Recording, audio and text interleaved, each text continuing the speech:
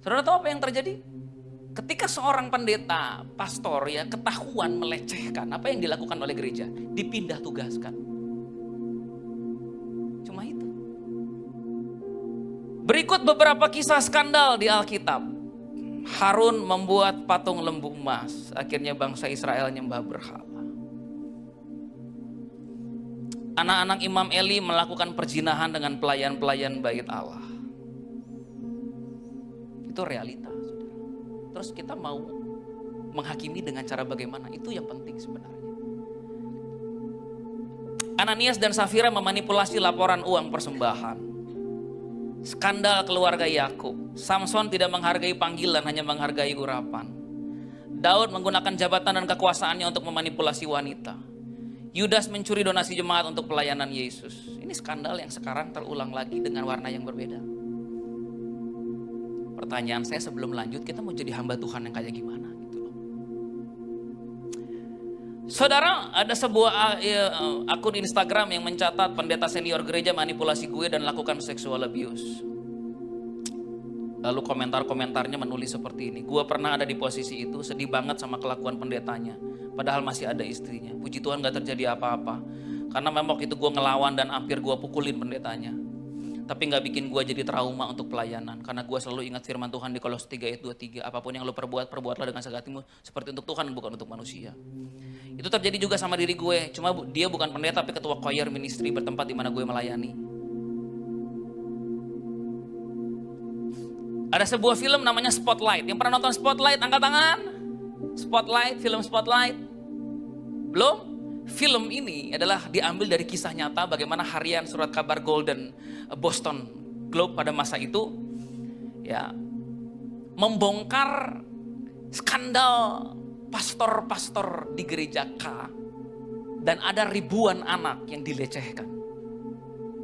Saya nonton film itu sampai gak kerasa itu sampai 2 jam cek aja terus. Saudara tahu apa yang terjadi? Ketika seorang pendeta, pastor ya ketahuan melecehkan, apa yang dilakukan oleh gereja? Dipindah tugaskan. Cuma itu. Lo ngelakuin pelecehan di Medan, pindah tugas aja lo ke Jakarta. Cuma itu, saudara.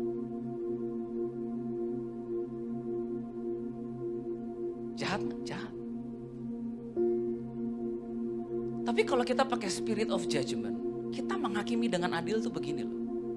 Kita mau gereja kita jadi gereja kayak apa? Di tengah dunia yang seperti ini. Itu pertanyaan buat kita loh, saudara. Kita mau jadi hamba Tuhan kayak apa? Kenapa saya sengaja tampilkan seperti ini? Karena udah gak ada yang tersembunyi kok buat saudara. Saudara tinggal buka YouTube. Semua terpampang. Bahkan pendeta besar yang bikin blunder aja baru muncul sekarang di Instagram. Apa yang ditutupi terhadap saudara? Sampai gak ada sama sekali. Karena tidak ada lagi yang bisa ditutupi, ini yang bisa kami lakukan sebagai pemimpin. Memberikan kepada saudara sebuah cara untuk merespon dengan benar ketika saudara melihat begitu banyak kebobrokan dalam pelayanan. Jangan mengeneralisir bahwa semua gereja kayak gitu, semua pendeta kayak gitu, semua hamba Tuhan kayak gitu. Karena masih ada orang-orang yang hatinya mau tulus, mau melayani Tuhan. Amin. Saya harap ini gereja yang seperti itu. Kita hamba Tuhan yang kayak gitu, saudara. Termasuk saya sendiri. Ada seorang hamba Tuhan, beberapa tahun lalu dapat pesan profetik. Dia tulis seperti ini. Tuhan segera berbicara kepadaku dalam mimpi itu dan berkata, ketika engkau melihat semua hal ini terjadi, sekarang aku melepaskan penghakiman pembersihan atas rumahku. Sebab umatku telah menyembah orang-orang ini. Umatku telah gagal untuk membedakannya. Pada hari itu ketika keterbukaan datang, beritahukan kepada umatku untuk tidak menuduh. Untuk tidak menuding. Melainkan bertanya kepada diri sendiri, bagaimana saya berkontribusi terhadap semua ini. Karena penghakiman yang akan menimpa rumahku pada hari-hari mendatang akan berhadapan langsung dengan penyembahan berhala terhadap manusia dan pelayanan yang merupakan kekejian di hadapanku. Sebuah survei baru-baru ini menunjukkan bahwa jutaan orang di seluruh dunia menonton berita tentang para pemimpin gereja yang terpapar perzinahan, berhubungan seks dengan anak di bawah umur, dan perilaku menyimpang lainnya. Jumlah pendeta yang bercerai dan menikah lagi karena pelanggaran seksual sangatlah tinggi. Namun yang lebih buruk dari semua hal ini adalah kenyataan bahwa banyak dari orang-orang kudus bahkan tidak peduli, saudara. Itu survei dari Barna. Tapi realitanya gitu ya. Kita ini orang yang gak peduli loh. Ada korban pelecehan seksual pendeta kita gak pusing. Kita benar-benar gak peduli, apatis kita ini. Kita anggap itu angin lalu, udah biarin aja. Tapi mau gak saudara mulai menghakimi dengan adil? Bicara dengan lantang. Kenapa banyak generasi Z gak suka sama gereja? Karena gereja gak adil. Survei dari Barna. They don't see justice in church.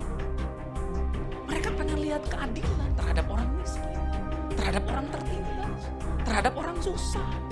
Orang-orang generasi Z ini pengen lihat gereja ini adil enggak? Gereja ini A, B, B, atau gereja ini jadi toleran dan kompromi. Karena mereka melihat gereja banyak yang kompromi, mereka meninggalkan gereja.